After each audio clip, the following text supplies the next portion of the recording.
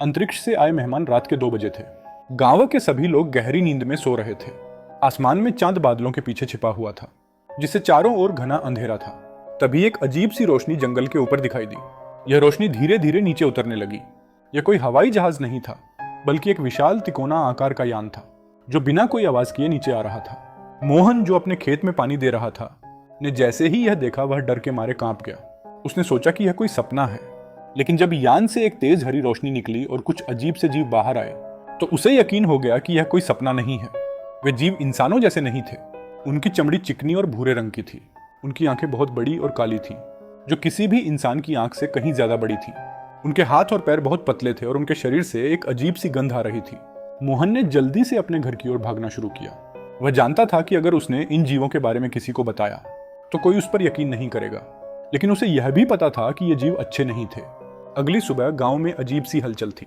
कुछ लोग कह रहे थे कि उन्होंने रात में अजीब रोशनी देखी थी, जबकि कुछ कह रहे थे कि उनके पालतू जानवर अचानक गायब हो गए हैं। मोहन ने हिम्मत करके सरपंच को पूरी बात बताई, लेकिन सरपंच ने उसे यह कहकर डांट दिया कि वह कोई मनगढ़ंत कहानी बना रहा है। लेकिन मोहन सही था। अगले कुछ दिनों में गांव के और भी लोग गायब होने लगे। गांव वालों में दहशत फैल गई थी।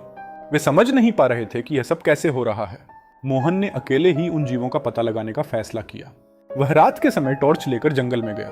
जैसे ही वह जंगल के बीचों बीच पहुंचा, उसने एक अजीब सा यंत्र देखा, जिसे एक तेज नीली रोशनी निकल रही थी। यह वही यान था। मोहन ने हिम्मत करके उस यान के पास जाने की कोशिश की, लेकिन तभी एक जीव ने उसे देख लिया। वह जीव बहुत तेजी से उसकी ओर भागा। मोहन ने डर के मारे अपनी टॉर्च फेंक दी और भागने लगा। वह भागता रहा और जीव उसका पीछा करता रहा। मोहन ने पीछे मुड़कर देखा तो पाया कि वह जीव अब और भी करीब आ गया है। मोहन ने अपनी आखिरी ताकत लगाई और एक गहरी खाई की ओर भागा। अचानक उसका पैर फिसला और वह खाई में गिर गया। वह सोच रहा था कि अब उसकी मौत निश्चित है, लेकिन तभी एक अजीब सी घटना हुई। वह जीव उसके पास आया और उसकी ओर देखकर मुस्कुराया। उसकी मुस्कान बहुत भयानक थी। मोहन ने आंखें बंद कर ली। जब उसने आंखें खोली तो उसने देखा कि वह अपने बिस्तर पर सो रहा है। उसे समझ नहीं आया कि यह सब क्या था।